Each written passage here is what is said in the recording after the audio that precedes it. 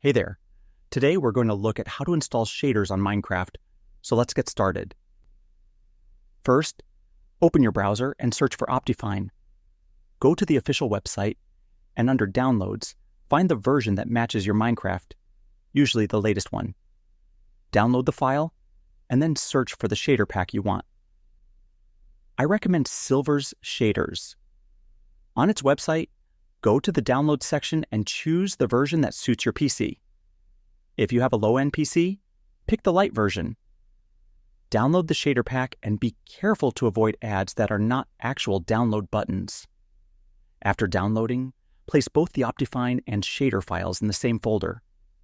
Then open Optifine and install it. I already did so, I will skip this step. Next, open the Minecraft launcher. Go to Options, then Video Settings. You will see Optifine at the bottom left, which means it is working.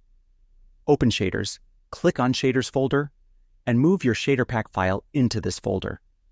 Close the folder and select the shader pack inside Minecraft. The game will reload and apply the new shaders. That wraps it up. Appreciate you watching. See you in the next one.